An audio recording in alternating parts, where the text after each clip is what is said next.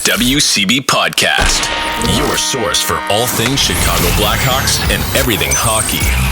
With your host, Jarom and Tanner. Let's do it. Jarom and Tanner. All right, it's another to the WCB Podcast. It's Jarom, it's Tanner. What's up, bud? Oh, nothing, buddy. We are heading into the playoffs. Not like the Hawks, but NHL. I don't know, man. They should extend the season a couple more weeks because the Hawks were fucking finally feeling it. They were vibing. That's they for sure. were having fun. The kids were playing, and they were just happy to be there, proving a lot of naysayers wrong, and just getting us all bricked up for the future of the Chicago Blackhawks. That's right. I mean, am I wrong? Frankie Nazar, hands down, was like the one. I was like, get him back out there, please. I just want to see more. Frankie Nazar just fucking. Oh my god, always causing something to like happen in a positive way. It was just kids on the power play, kids on the penalty kill. He's all over the place, just making moves. Oh. Nasty. We will get into more of Frankie Nazar, but just a quick preview for today's episode. End of the season, for the Hawks, so we're just gonna do a little exit interview type of thing, just kind of talking about everything how the season went down, what our takeaways, what we expect realistically and what we unrealistically want this summer. And then of course we got a playoffs coming up here, kicking off by the time we record next. So we're going to give you our predictions. And we should know the final playoff matchup by the time we get to that. I think it's all but certain though. But it's true. So yeah, let's just kick off with the Blackhawks, and game 82 has come and gone. And it was a rough season. I mean, it was very tough to get through. Although you wouldn't think that after like the last month. Yeah. I feel like the last month was just so much fun and just like, yeah, like you said earlier, vibes. The boys were vibing in the locker room, and it was showing on the ice. The kids are just having fun out there. Like I honestly do really think that ever since it was like Oliver Moore and Rinzel signing, you saw some more jump out of the team because like they're so excited to be there that other guys were like, oh yeah, dude, like we're in the fucking NHL. Like this is tight. Yeah. Fuck yeah, dude. It's so awesome. So quick recap here. We'll kind of compare to last season. So this season, the Hawks finished 25, 46, and 11 for 61 points. That is a 9-point improvement on last season when they finished 23, 53, and 6. So only 2 more wins compared to last year, which is down the 6 or between 6 and 8 that we were hoping that they would pick up this year. Mm-hmm. But the key thing there that I really like is that the 5 overtime losses. And the reason why I like it is because it just shows that these guys are battling and not giving up. I know to be fair, some of them were probably them blowing leads. I think a majority of them were them blowing leads because the Hawks were one of the top teams to score the first goal in the league. True. Yeah, that's right. But I like the way that they fought and they stayed in games and they took it to overtime. And I think a lot of those did come in there was a decent amount of those that came in the last month, like overtime games in general. Yeah, I think so. It seemed like they were really pushing a lot of those. All right, 1 second. All right, so just a couple other stats to look at here, just compared from last season. Goals for the Hawks had 224 this year compared to 178 last year, which big. I mean, it would have been disastrous if they didn't improve on last season's goals for. Well, yeah, dude. How many times did they get shut out last year? Like 12? Dude, yeah, I think it was like they were flirting with the top, right? Like record. I'm sorry, the record. Maybe I wouldn't doubt it because it was terrible. I accidentally closed it out. I was going to pull up the team stats just to kind of show too, like, great podcasting, Zach. Yeah, what are you looking for? Team stats. Yeah, I have it. Okay, What do you so need? just the jump up from, improvement. Like last season, I believe we only had like 2 20 goal scorers. Um, Oh, those stats. yeah, I don't so have that. I so have this like the year, actual team stats right now. so now we had 4 players this year with 20 or more goals. Donato, Bertuzzi, Bedard, Mikheyev.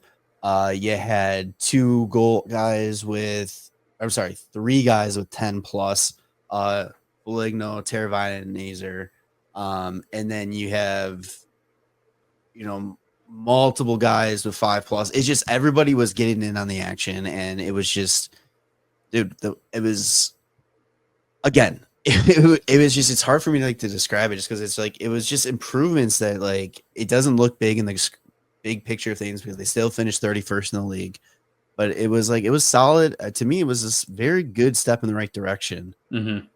Yeah, I mean, Um, especially since the Hawks did, get eliminated a couple weeks ago, like they could have just like called it, but they finished the season completely and just like utterly strong, stronger than they were in the middle part of the season, I would say too.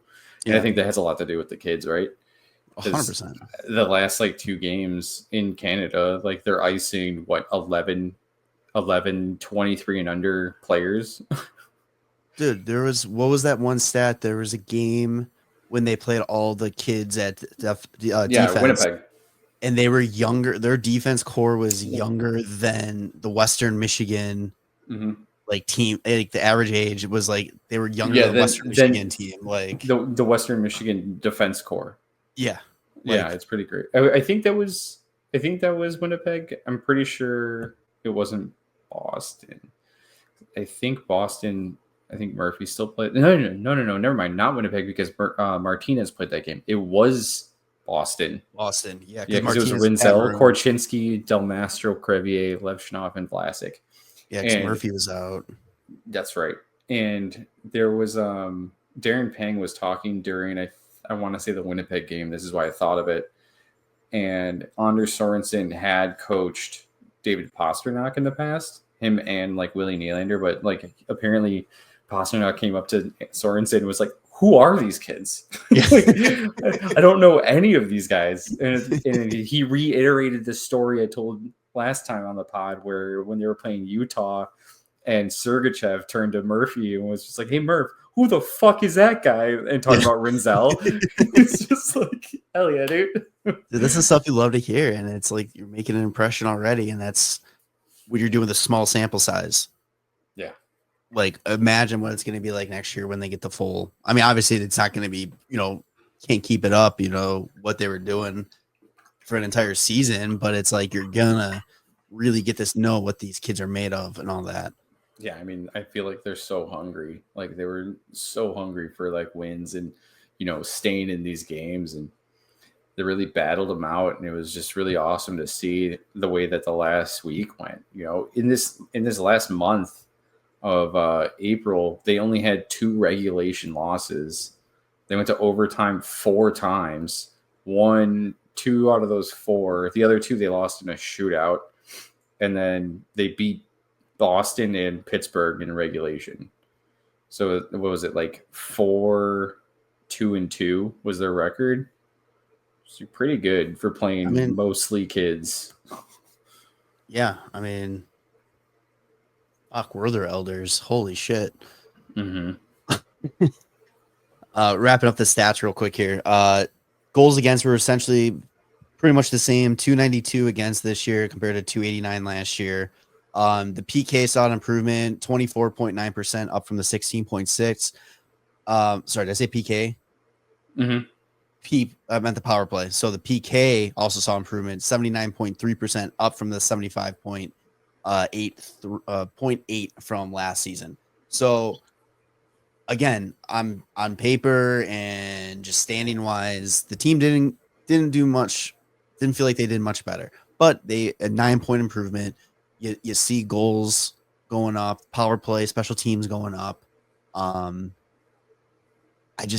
don't know how you look at this and just not be like, you know what, this is the right direction. Yeah, I think it really is when you take a look at the season as a whole. kind of like a disappointment because I think that the beginning half of the year really weighed down the expectations for the rest of the season. Yeah. And then there was like that time, like right after they got the bump from the coaching change until the Seth Jones trade, where like things went up really quickly and then went back down again. Yeah. And then after the Jones trade, it kind of did the same thing where it went up because they went on like a point streak, and then it went down because they hit another fucking losing streak, but they finished the year like really strong. So it's kind of like, like a little bit of a roller coaster where I think last year we were just like, fuck me, this is killing me. They can't score a goal. They can't fucking score a goal. Just get me to the end as soon as fucking possible. And now it was like, get me to the end, but you know what? Take it slow because I'm enjoying the ride to the finish line here. It's like almost a 50 goal difference between this year and last year. Like that's crazy. 50 goals. So I also kind of think when just looking at recapping the season, or just talking about the season as a whole, and people being upset about, they should be winning. We got Bedard, blah, blah, blah. We should be winning and competing on this already. Bullshit. First off, shut up. But it's like at the end of the day, it's like it's almost better that they didn't reach our preseason expectations of that 6 to 8 win improvement on last year. Because I think if they were in that position, I don't think we see Oliver Moore, maybe Sam Renzel we do, but I'm saying that I don't think we see these kids for as long as we did this year. It's true. So I think the struggle was a blessing in disguise a little bit in that term.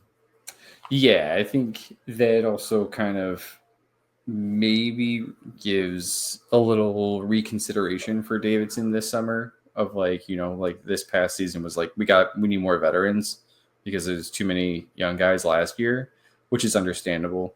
But like the veterans that he got, not all of them panned out too great. So I think that the young guys were like, no. Like we fucking deserve to be here. Like we'll show you. Like, and I know there's gonna be a lot of guys battling out spots now in Rockford, and it's gonna be crazy the call-ups that are gonna happen because I'm assuming like it's gonna be Aiden Thompson starting the year down there. It's gonna be Oliver Moore likely down there, Ryan Green, maybe I think Nick Lardis might be able to have another year of junior, but maybe he gets a few games with the Hawks because I think he's only 19. And I think that someone tells me he's 20, I want to say. If he is, then yeah, I could see him starting the year in Rockford as well. He'll turn 20 in July. Is that the last year he can play, or I think this is the last year he can play? I don't know. Yeah, I'm not the CHL rules. I'm not 100% sure on the other rules. And he got hurt in a playoff game. And like done for the rest of the playoffs? Well, I don't know. Just Oslo Generals, Andrew Gibson suspended for hit on Nick Lardis. Bulldog star Nick Lardis injured in playoff game. Let's see. Well, no, here. So Misiak, he just played the whole season and he's 20. So I think Lardis has another year. I wonder if it's like that. Yeah, it's weird because like that July falls right in the middle, so it's like I don't know what end is it like before or after, Well, Misiak turned 20. Oh, I guess if it's because Misiak turned 20 in September, so he played like the entire season, and like 20-year-old. When does their season start? Did he turn 20? Did he turn 20 after the season started? Because that might be. I don't know. I'm just trying to say like, okay, let's just. I don't know enough about the. I don't know rules, so I'm just asking questions. No. I agree. I don't know if that's what it is. Fuck, I should have looked that up. Either way, if Lardis is back in the CHL, I could see him still getting like 9 games with the Hawks. Yeah. And then if he is like, coming pro, I can see him starting in Rockford with all the other kids too. And by the way, I don't know if you saw this, but while we were talking about kind of Rockford and everything, Korchinski and Levshunov are assigned to the Ice Hogs. Dude, they're loading up. Mm-hmm. They're loading up for a playoff run. Let's go. I'm surprised that maybe why isn't Crevier down there or Kaiser or maybe they can only do so many at a time because I think their last game of the season is the 19th. So maybe after that you might see a bunch. Oh, maybe. It would be interesting to see if they put Ryan Green down. Hey, we know you just had the NCAA playoffs and then some games in the NHL. How about some AHL time? Dude, anybody not named Frank Nazar should technically be Rockford should be going down for the playoffs. And even Frank Nazar, if he wants to, give him the option if he wants to go down, because I see nothing wrong in having those guys that are clearly in the big picture for this team going in the future, going down and getting some playoff experience, professional playoff experience, even if it's AHL, but still that's the next level or the one level below the NHL. Go get the experience and feel what it is like to win. Rinzel, Wyatt Kaiser, Louis Crevier, Slaggert, Moore, Green, Nazer if he wants. But those guys, all of them, you think should just go down? Why not? I don't know. I legitimately don't know how that's a bad thing. Yeah, that or I guess in a way I could think about not wanting a guy to spend the summer injured. It's like a tightrope you kind of have to walk because the playoffs are a grind, and it's you want guys to focus on whatever they need to focus on the summer and prepare for next season. So maybe not Rinzel, maybe not Nazer, but guys that are for sure probably going to be starting down in Rockford. Yeah, I think maybe you send them down because also at the same time, it's they have the same chance of getting hurt training. How many times you hear stories of players getting injured, while training, preparing for the season. It's I feel like that's not the best excuse not to do it. But I mean, I understand what you're saying too, because right. I mean, actually getting hurt in a game versus training could be two completely different things, unless it's an Achilles or an ACL type thing. Yeah. I do agree though. I feel like giving these guys time, a playoff atmosphere, even if it is AHL, that'd be pretty good.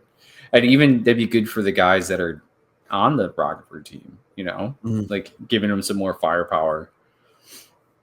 Oh yeah, 100%. So yeah, that's pretty much kind of recapping the season. So let's move on to let's talk about some takeaways we had, some positives, some negatives. Before we get into that, we posted a poll on Twitter and Instagram, just kind of seeing gauging people, what they think about this season and all that kind of stuff. So one of the first thing was how are you feeling now about this team after the youth movement? Are you feeling better than you were before? 67% of the people of the 54 people said yes on Instagram, 19% said no, and 14% said still not sure. Compared that to X, where 91% people said yes, they feel better, and only 9% said they're still not sure. So clearly, I'm taking those 4 no's as potential, trolls, fuck Chicago, kind of type things.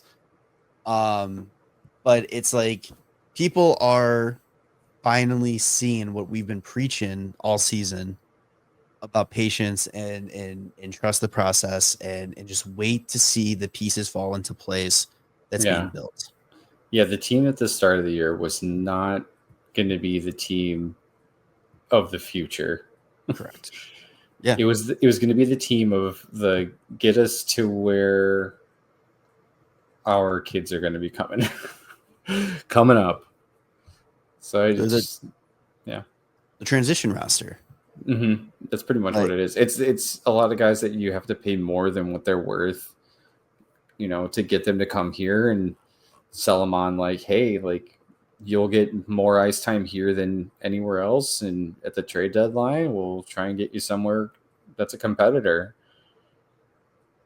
Yeah. And I think we kind of talked about this earlier today, but just seeing how the last month of the season go and just seeing the reaction on, social media and just people talking about the Blackhawks in general. Kyle Davidson's been not vindicated. Is it vindicated or valid? What am I thinking of? I think you're thinking of vindicated.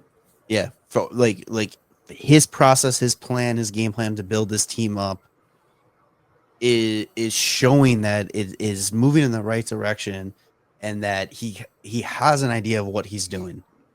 The interesting thing will just be kind of like how does he handle the roster with bringing in the pieces from outside the organization to fill the roles and complement the players that are already here to help get them to the next level. I think that's still the question. I think for me, it's the similar kind of question. It's really, how does he fill in the needs with our surplus? Like our surplus is clearly going to be our young defensemen. Like how do they assess who's in, who's out, and what do they bring in with those assets? Because eventually, you can't just keep trading players for picks. But I mean, one of the best trades for a player so far has been Seth Jones for Spencer Knight. Yeah. And we get a pick out of that too. So we got best of both worlds. Yeah, dude. And it's really kind of crazy now that I'm thinking about it too. Like some of the best trades that he's made, other than that one, have been for giving up nothing. Just thinking about it now. Because like one of the better players this season, which was a surprise, was Ilya Mikheyev. We got him for nothing. And we got a second. Was it nothing? It was, I thought it was a fourth. I thought it was like a fourth rounder or something. Yeah, whatever. I still consider that nothing. If you're getting a second rounder in return, for a cap dump, here, let me pull it up. Let me see. And then the other one was Jason Dickinson too. Yeah, like that trade. I saw trade details here. All right. Okay, so it was a fourth for Lafferty and Mikheyev and a second. And then wasn't Dickinson for Stillman in a pick too? I think that sounds right. Yep, Stillman. And then we got Dickinson and a second. Yeah.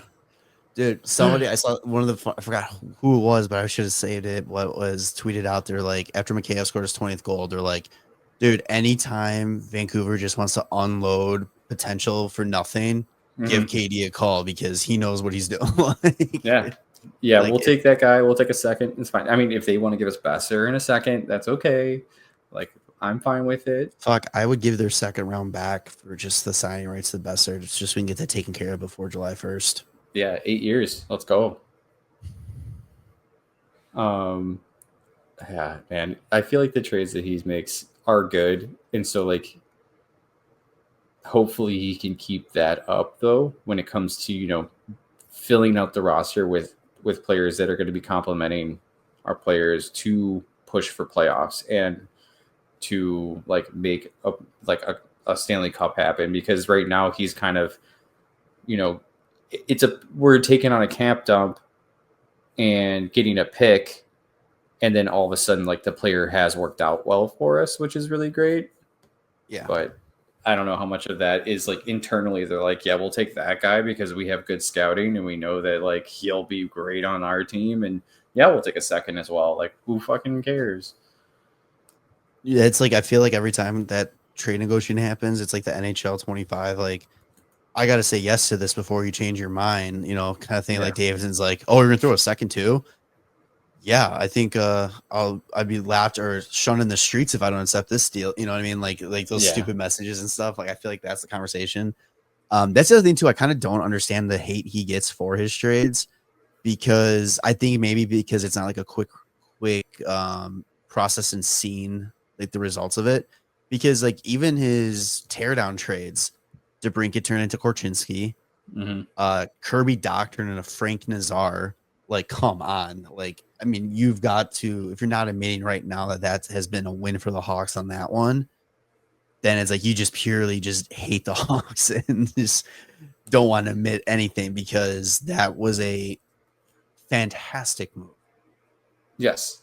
The DeBrincat trade also turned into like a couple There's of another pieces. pick I thought too. Yeah. Yeah, it's Paul Ludwinski, but then and AJ Spillicy. Yeah. So I mean that's pretty sick. So it's just, and who do we have? Oh no, 19. Who was that we drafted more? Was that our pick, or did we trade for that one too? That was Tampa. That was the Hagel trade. Yeah, that's right. Okay. So with the Hagel trade netted us Oliver Moore, and then tossing in like a pick as well, we ended up with Sasha Boisvert. Dude. And then we took on Peter Mrazek and a first, which is going to be this season, for a second rounder. And that first will likely be in the 20 area because Toronto's going to lose in the first round. No, actually, I thought no. It's not going to be in the 20. No, it was the McCabe trade. I thought was this. Oh, was it the McCabe one? That's right. Yeah, because I thought the Mrazek one was that draft year. It was. Was that Renzel? That's Renzel. That's right. That is Renzel. I forgot about that. And then last year, I forgot that they also traded McCabe. I also forgot that last year they traded up into the first round again for Vanacker. Yeah. Dude, he's got so many fucking first rounders. It's crazy. He's the anti-Vegas. Yeah, honestly, it's crazy. It's so, dude, Oliver Moore has also been so fucking fun to watch too. It's awesome. It's awesome to see like the guys that he's taken in like the 15 plus like area of the first round have still look like they're going to make a good impact. Renzel was a project that like quickly became very valuable. And then Oliver Moore, I think my favorite like what is it? Like analysis of him is, even though he didn't put up a lot of points at Minnesota, that the NHL game might actually be easier for him than college because he has more players at his speed and level of thinking. And I'm like, dude, let's get just all he needs, because honestly, he just fucking wheels into the zone and around, and then he's like, who's in front of the net? And he just throws it in front of the net. And I'm like, we just need somebody that can stand there and just know that Oliver Moore is going to get it to you. It's going to be, if that happens, it's going to be so fucking good. So you're telling me our player didn't do good in college because he was too good for college, basically? Yeah, sign me up. Yeah. That's what I would. He was too good for it. Yeah. All right, some takeaways. Any positive, negative? Like, what is your takeaways from the 2024-2025 season? I think it was, like you mentioned before with the stats, is just the guys putting up points, like, you know, a solid cast or a better cast around Bedard for this season versus last. Tara Vinen has been a great player. Great, yeah. Ron and Donnie just an unreal season. 30 goals, 31 goals, 30 assists, something like that, right? 31 goals. He finished with 62 points, I believe. I remember that correctly. 62, yeah, that's right. Yeah. I pulled up first half of the season stats and second half of the season stats. So first half of the season, Betsy only had 10 goals, 35 points. It's not the first half of the season. Oh, he was a 30-30 guy. 31-31. Yeah, that's right. A little Sean Monahan action. Yeah. By the way, Montreal officially in. Did they just end it? Or two. Oh. All right. Well, there it is. What was I going to say? Oh, yeah. Dude, Donato only had 11 goals and 11 assists halfway through the year. And then he finished the second half of the season with 20 goals and 20 assists. Dude, So, all right, I know this would fall in our off season, but there's a report that he was 4 years, just under 3 million, or is it 3 years or just under 4 million? I could see that one, the latter. That was offered to him, and it hasn't been like that he denied it, but he hasn't accepted it yet. Oh, so it's on the table? I believe so. That's what Fat Man said. So I just, with that in mind, and just seeing the pieces that I know this is all season talk, but we're talking about Donato real quick. It kind of goes with after the season he has. Mm-hmm. If he doesn't sign that, are you heard about it, or is it one of those like, if he stays, he stays. If he goes, he goes type of situation? I think it's one of those. Like, if he stays, he stays. If he goes, he goes. Because as nice as I think it would be, and what you should do is like sign a guy that scores 30 goals, right? But it's also, he hasn't done it before. He's 29. This is the first time that he's put up those stats. There's no guaranteeing it happens again. And like, I think it's very situational, you know? Yeah. Does he do that on another team that's in a better position? Probably not, because he probably doesn't get the same opportunity. That's why I think, like, with what if they're offering, you know, like around 4 for 3 years, I think that's fair, because if you're looking at other 30 goal scorers, sure, they're making more, but they've probably done it more than once. Yeah. And so, and that kind I don't know. Yeah. And digging deep more into like the off-season talk with it too, it's like I kind of feel like one of my takeaways was just the positive, just like how we've already been hammering the youth movement and all that. Mm-hmm. Also seeing like how many guys that are NHL ready or very close, that it's like by signing him to something and just hoping he does the same thing that he did for the first time, you're taking a spot away from a young player, and you're potentially taking a spot away from a player that they go out and bring in. Like if they sign Donato, it's like, is that going to change their game plan on what type of player they're bringing in too? You know, like they might not be spending a little bit more money on a Brock Besser or Ealer, or, you know, just to name a couple like guys that are going free agency and all that. Like they might not spend the money they would, because they have $3 to $4 million locked in Donato for the next couple of years. Yeah, it's tough. He put up 62 points, second on the team.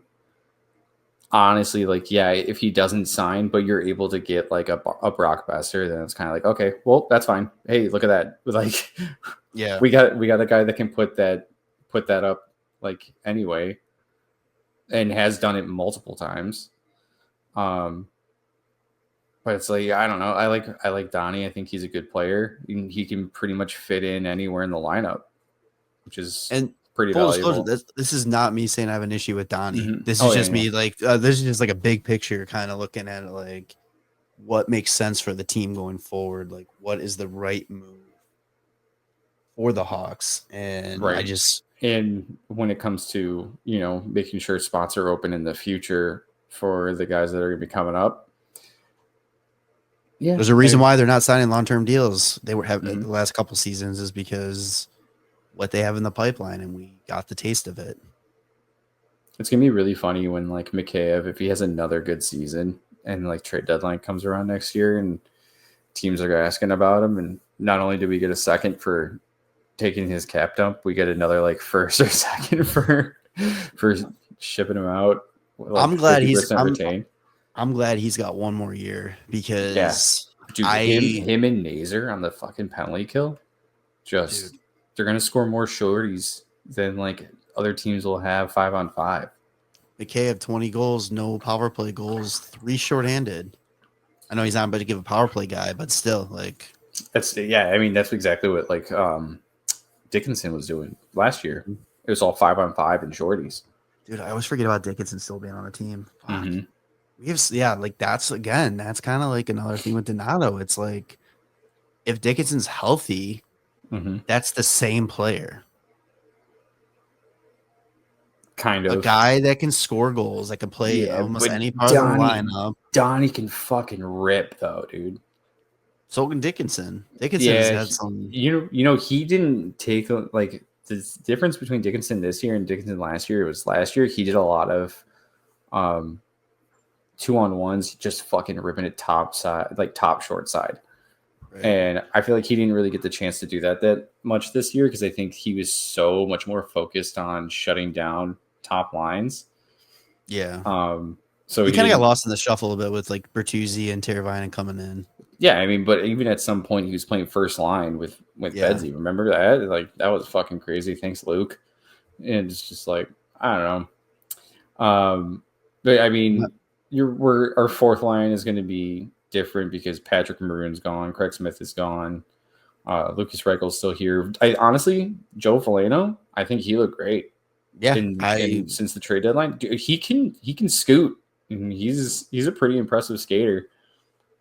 Considering that was like, I felt like that was just to make the cap work for Detroit, kind of throw in. I mean, I thought that did pretty well. And I mean, that's another former first round pick.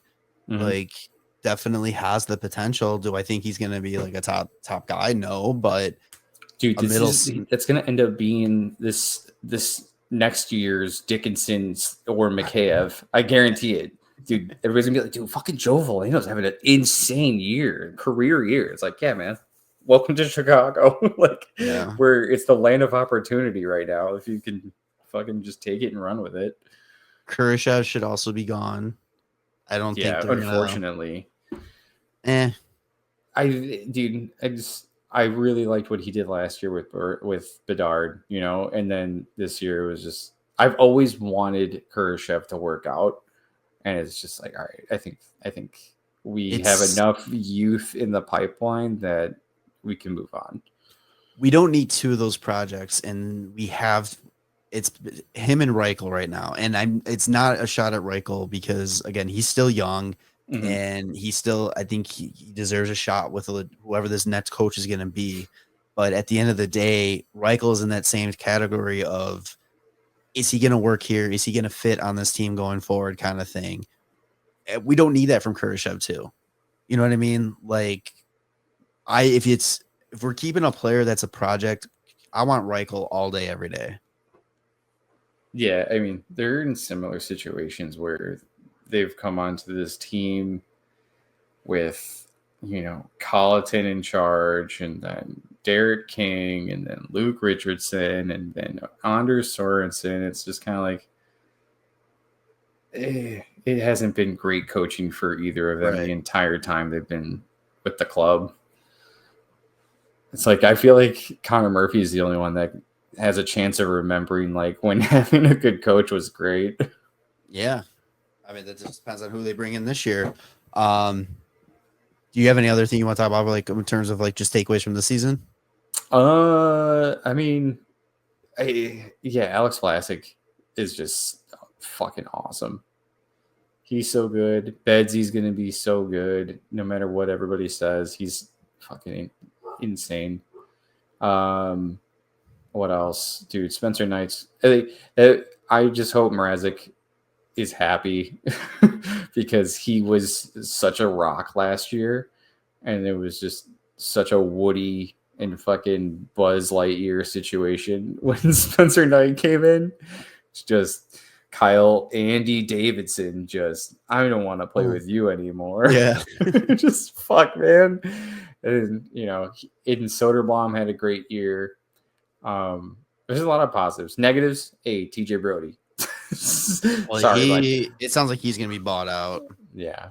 Laurent Boissois, thanks for hanging out and wearing the gear, wearing the Hawks hats and shirts and stuff. Paycheck. Yeah. What else? I think it's pretty crazy that we ended up seeing Levshunov at the end of the season. It's wild that that kid has played for 3 teams in the past 2 years, or actually 4 in the past 3. Is that right? Because it was USHL, Michigan State. Rockford, and then the Rockford Hawks. yeah. And then he's just got better and better and better and better. I was going to say, like, what's crazy that we saw him, or the fact that he stepped up and showed that he's a top 4 defender. Like, his potential as a top 4 defender is just right there right away. At 19 years old. Yeah. And he wasn't expected to like play. I honestly didn't think he was expected to play at all this year. And I didn't so either. They started the year with a foot injury, so he didn't even start the year with Rockford. So it was a slow build there. And then reading everybody's bullshit online, where they're like, I went and saw the Ice Hogs, and boy, oh boy, does Levshunov look fucking not good. We should have got Demidov. It's like, all right, buddy, why don't you shut the fuck up? Shut up with that narrative, man. I'm so fucking sick of that. I'm not getting into it anymore, but and then oh shit, Artie's fucking getting 20 plus minutes a night in Rockford. Oh shit, Artie's putting up points every night in Rockford. Oh shit, fucking Seth Jones gets traded. Artie's making his fucking debut in Chicago. And it's just, I honestly like his demeanor too, and his whole fucking attitude. Like, keep this kid on this team. He's fucking amazing. Dude, the Hawks, I mean, this year we saw what the top 4, like 3/4 of the top 4 is going to be. I would love to say it's 4 for 4. I still believe Korchinski can get up there and be that top 4. But it's like we for sure, like Vlasic, Rinzel, and Levshunov.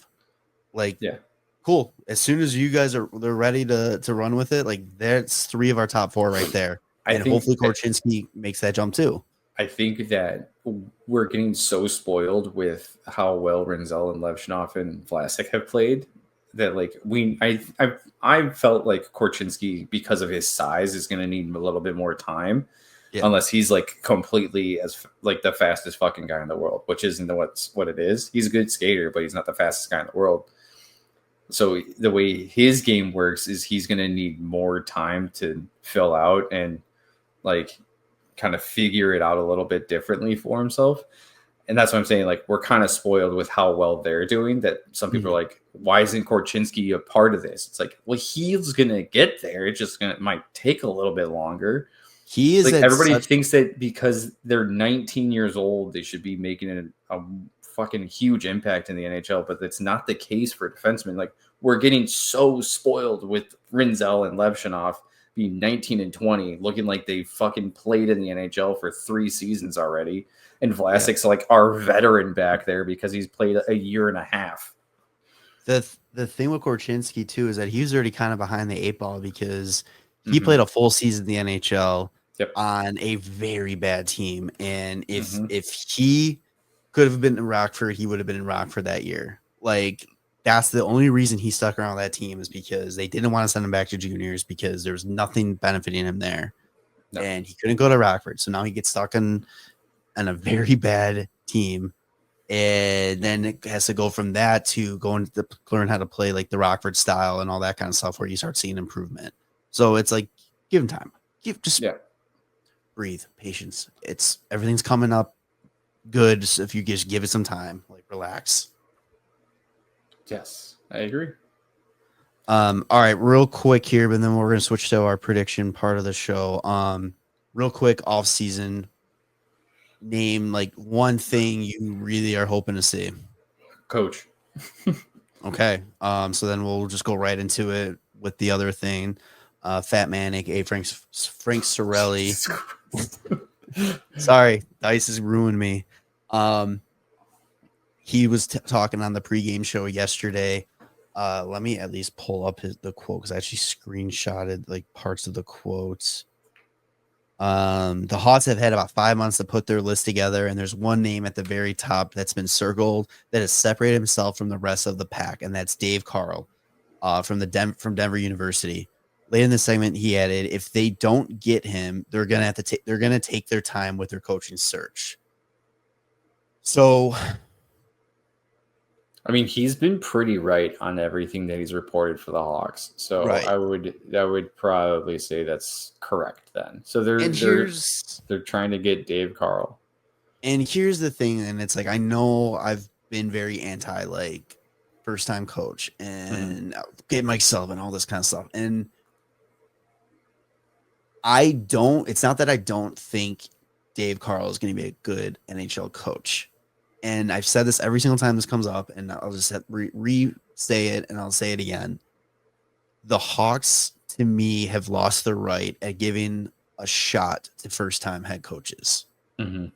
It's just, it's gone so bad so far the last two, and with the progress that this team is showing, and it might be different because he's younger. He's a younger coach with a younger core, and he's not coming in with like a Siebes, Kane, Taves, and all those kind of guys in. So it might be different, and it might work out. And if he is the guy, God, I hope he's awesome. And I'm cheering for him, and I'm pulling for him. I'm not gonna be like, oh no, whoa, I wanted this fucking guy. No, it's just, I'm just like hesitant to be like, okay, cool, another first time coach. Because if this guy backfires and he doesn't translate well, this team is going to be so far behind the 8 ball where they should be. Like it's just, I feel like if they're going to go all out, it should be a veteran coach that has the experience to go. Yeah, I mean, I agree, because if you look at the last few college coaches that have gotten NHL jobs that were like highly touted college coaches, like I don't think any of them have really worked out too great. Yeah. And it's not that they haven't worked out too great. It's like the first go around, because it's not like they don't. I mean, I guess it's like David Quinn. Isn't that right? Is that his name? Yeah, David Quinn. That's the one that comes to mind. Like he was hired in the Rangers. No, because I'm trying to like remember all this now. It's the Rangers, I believe. And then most recently, I believe he was coaching San Jose or something like last year. Yeah. It's like, so like he still is getting head coaching gigs, but it's like didn't really work out too well. And then the Rangers went, veteran Peter Laviolette, which, I mean, Rangers missed the playoffs, so we'll see what happens there. Yeah. But I don't know. I think that the connection, though, too, that they might be trying to make is David Carl with, the U.S. National Development Team, or I guess World Junior Team, with Oliver Moore, Sam Renzel, Frank Nazer. I mean, Aiden Thompson had him at University of Denver. Guys are familiar with him, like that went the college route, which we have tons of those guys. So maybe that's what they're kind of going for, since we have a very young roster that mainly came from college. So maybe he knows how to get to those guys and help them out, but we'll see. So we'll have to see, and hopefully we'll get a more clear picture as the summer goes on, because I would hope that they have this set before the draft. So going into the draft and going to free agency, you have the head coach around to kind of give influence a little bit. And what do you think if they actually went with Carl? Do you think they draft Higgins? If they have the opportunity to go Misa or Higgins, do you think they go Higgins because of Carl? No, I think they go best available between those two. I think it's best available forward whenever they draft. Only one of those guys played World Juniors this past. I know. No, I know, but yeah, so we'll see. I mean, that's an interesting thing, and it might lead in Higgins just because of the college aspect of it. Yeah, who knows? It's interesting. Just don't go defense. That's all I can ask for. All right, let's run through our playoff predictions for the first round. We won't go too far in depth on anything because we've already almost gone an hour. So let's kick off in the West, and we're going to start with the Golden Knights versus the Minnesota Wild. Head to head, Vegas was 3-0 this year against the Wild. Tanner, who are you taking? Who did I choose? I chose. Oh yeah, Vegas in 5. I forgot about that. Yep, Vegas. I think Vegas is just gonna be too good for the Wild. Even if the Wild, just got Kaprizov back, I don't know if it'll be enough for them. Vegas just they're still kind of in their prime. Yeah, they're still prime. They're still primed up.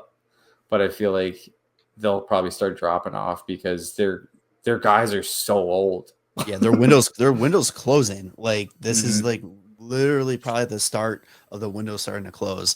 The only way I can see Vegas, or thing I would love to see, is Mark Andre comes into relief and just revenge series and just Oh knocks out yeah. Vegas. That would be sick. But I'm also taking Vegas. But I'm giving them 6 games. I think Minnesota gets lucky at least once Mhm. on the road and once at home. Yeah. I can see like a goalie showdown and then like Kaprizov fucking double OT. Do it. All right, sticking over in the Pacific. Let's go Kings versus Oilers. Where have we seen this one before? Head to head, the Kings were leading this series 3-1. Um, I'm going. This is the year. I think the Kings finally do it. I think Edmonton is really fucking banged up right now. Their Mhm. laundry list of injured guys. I mean, they played a lot of hockey last year. They're playing it's just a lot of hockey for little results, losing game 7 in the cup final. And then they come in hurt and all that. And it's just, I think it goes 7. I think it's going to be a tight series, but I think LA is just going to have their number finally. I forgot that Matthias Ekholm is hurt. But I don't think that's gonna matter because they're not gonna stop McDavid. Like that's the only thing. I just don't. There's nothing different enough with these teams to not tell me that it's not going to end up the same way 4 years in a row. Darcy Kemper, who's been playing out of his mind. That's true. But last year, wasn't it Corpusalo? Or was it. No. Who was it last year? Corpusal and Cam Talbot. No, because Corpusalo was in Ottawa. Oh, no, that was the year before. They traded for him the year before, and then he Yeah, signed in dude. Ottawa. Yeah, that's what it was. Last Last year year was Cam Talbot. was it Cam Talbot? And he I also believe had a so. good year. So Yeah. it doesn't matter to me. So So like you the goalie in LA having a good year is not going to be in it like the thing that matters. It's McDavid's going to just destroy LA again, no matter what. And then I think Edmonton is in for a rough second round because their goaltending is not good, their defense are not good, and it's just going to have to be McDavid and Leon fucking doing the same thing they did last year, where they drag everybody with them. Yeah. So, all right. Let's go to President's Trophy winner Winnipeg Jets and our favorite St. Louis Blues. Jets won the season series 3-1. Tanner, who were you taking?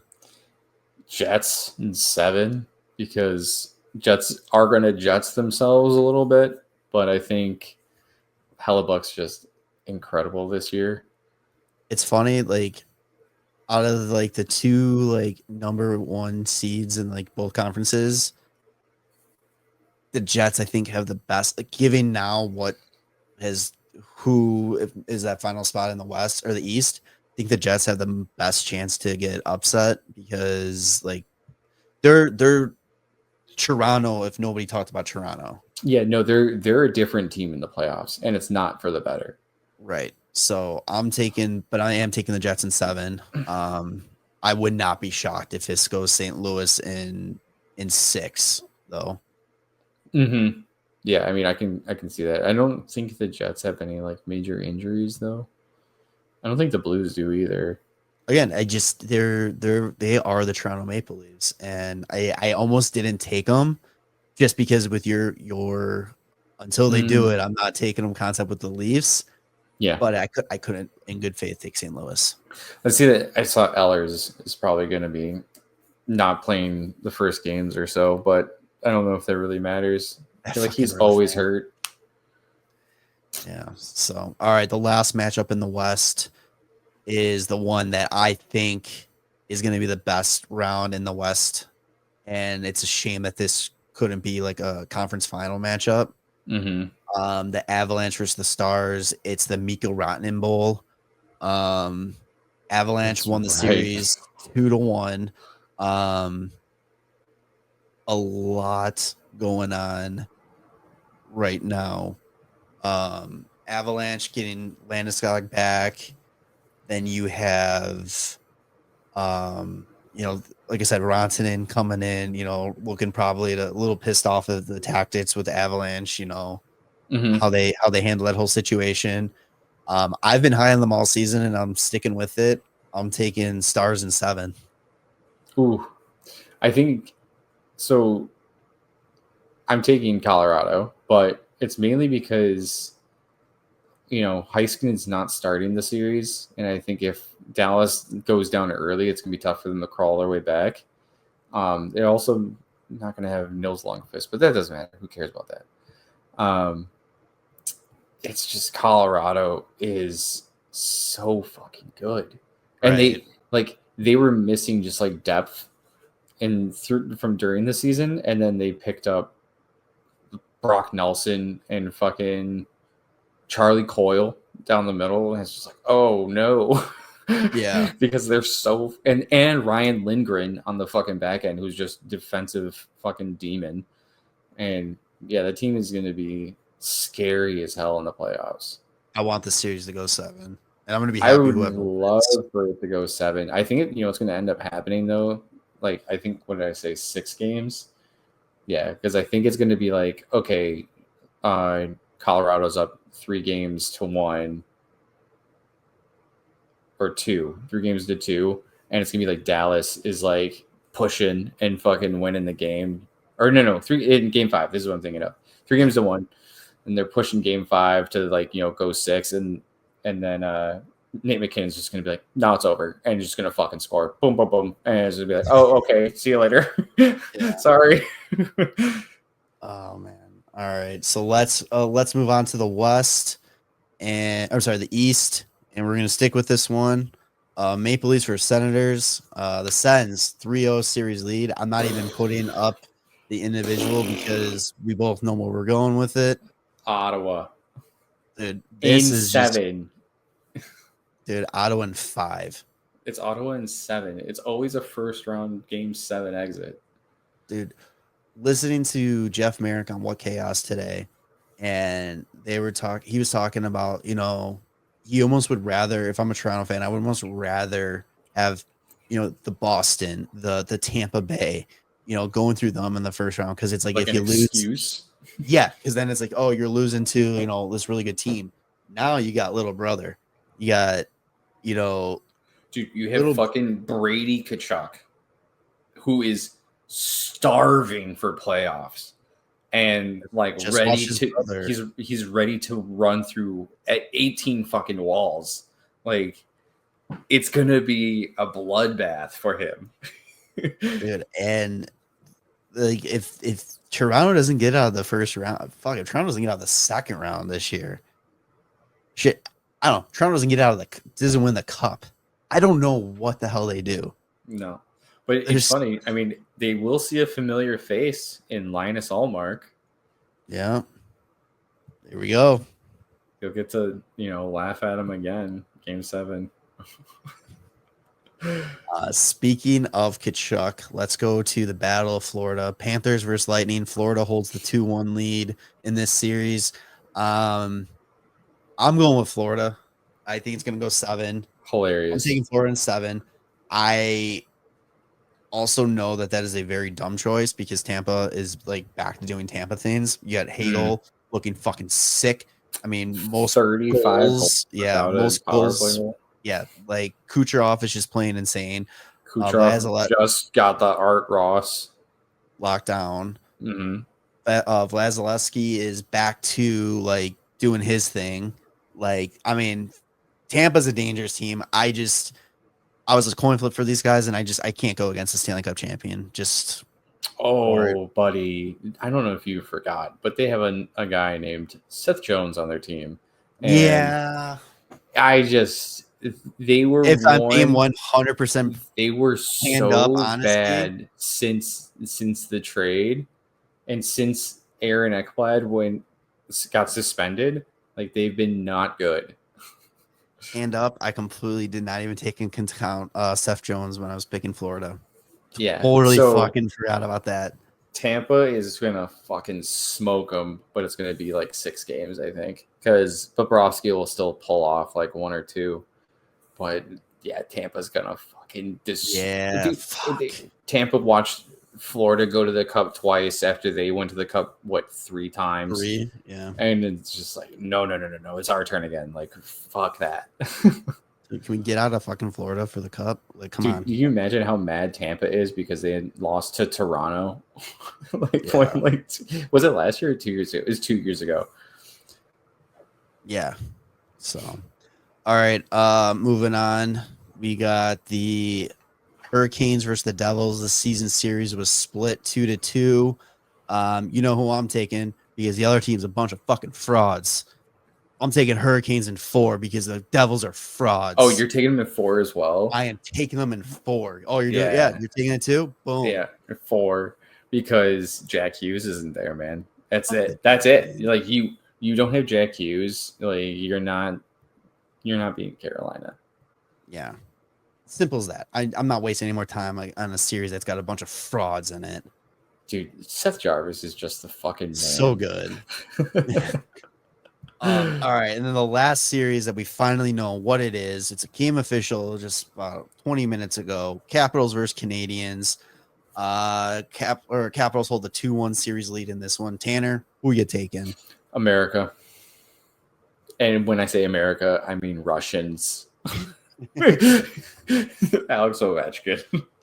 Actually, it's not really full of Russians anymore, but it is Ovi's team still. Yeah, I mean they've had a good year, and I think they can continue it in the playoffs, especially against the Canadian team. Like they finished the season super strong, but they weren't supposed to be here. That's about it. No, they lucked into it, and all the demigod power is not going to save them. I mean, this team's working. I mean, you're talking about the special like seasons that like Columbus was having, and Calgary was having after the unfortunate, passing of Johnny Gaudreau and all that. But too, like people kind of ignore the fact that special season that Washington was. This whole season was built on getting Ovi to pass Gretzky this year, and it made this entire team play better. And it took this team that nobody thought was going to be here, the last team out of the playoffs last year, first team in the playoffs this year. I mean, I just don't know how you don't write Washington and for a potential decent playoff run this year. It seems fitting that Ovi gets Gretzky and then goes and gets his second Stanley Cup. Not saying he's going to get to that point, but I'm just saying like I don't see how Washington is just going to roll over and die, given like what they've gone through this season with Ovechkin and his chase for history. Like they want to just put the cherry on top with another Stanley Cup for him. Yeah, dude, fucking just the fact that like, what is it? Washington went like bargain bin hunting this summer, and it all worked out really good for them. Is crazy. Yeah, I mean PLD, hand up. Yeah, Mangiapane. Even though Chikrin's a fucking weirdo with no lights and trades in his Tesla because he thought it was weird sitting on the battery and all that. Like it didn't come out that he's like, we light candles in the house. We don't have no lights. Like, he's like, yeah, it's like he's like sewered me. He sewered me. It's so funny. It's like, yeah, I don't know. He's got no lights in his house. So funny. But all right, well, we got one more day of regular season hockey. NHL should start. Playoff hockey should start. I believe it's Saturday. Oh, is it? I believe so. So if you are doing a bracket, better get that in. I gotta still sign up for our bracket. Now that I think about it. Yeah. But yeah, you got anything else you wanna say? You wanna leave on? I don't know. Just hope we all have fun. Just have fun. I don't know, like, I guess we kind of only did predictions for the first round, but are we just going to go round by round until, or who do you think is going to win it all, dude? Dude, I was kind of hoping you weren't asking that because I honestly have no idea. Like, I feel like almost every team has a case. Yeah, except for the Blues. the Blues, the Wild, and you convinced me of the Panthers. Except I saw it's Matthew Tkachuk hopes to be ready for game 1. So even if he's not ready, then they get smoked. I'm going Stars versus Capitals. Oh, you think that the Caps make it?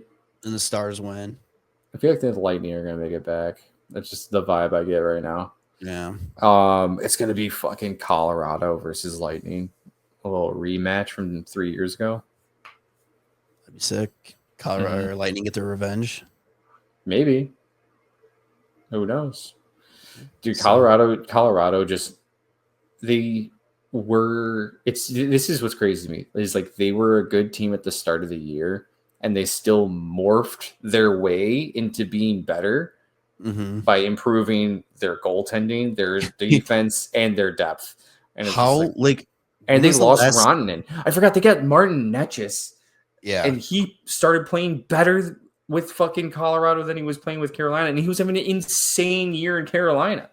I fucking completely forgot that. You do lock Colorado in. Dude, how do you have like a team as good as Colorado and still are going into the playoffs with a completely different goalie tandem than they started the season with? Like I get maybe one goalie change, but no, they changed everybody. They collected all the wood. Yeah, and then they did. And then they're also getting their captain back for the fucking playoffs after 3 years or some shit. Last time they saw him was the fucking final that they were in 3 years ago. Yeah, I'm sticking with my pick as the Stars winning it, but if Colorado does beat the Stars in first round, that's where my money would go, I think. Yeah, lock it in. I guarantee it. Like I think it's highly likely whoever wins that series is gonna make it to the final. Yeah, I think so too. So, all right, episode 315. What do you want to call it? I don't know, man. We did a lot. What should we call it? It's playoff time. I don't know. It's yeah, I know. We're doing it too much. Have we done exit interview yet? No. Let's do that. Call exit interview. Yeah, why not? All right. Make sure you follow us on your favorite podcast feed. We're on all the major ones: Spotify, Apple Podcasts, the big two. Subscribe to the YouTube channel, social media at WCB Podcast, and we will see you on the next one. All right. Love you, boys. Bye. Thanks for listening to the WCB Podcast. Be sure to subscribe wherever you heard this podcast. To connect with Jarom and Tanner, check out the boys at WCB Podcast on all social media. We'll see you next time.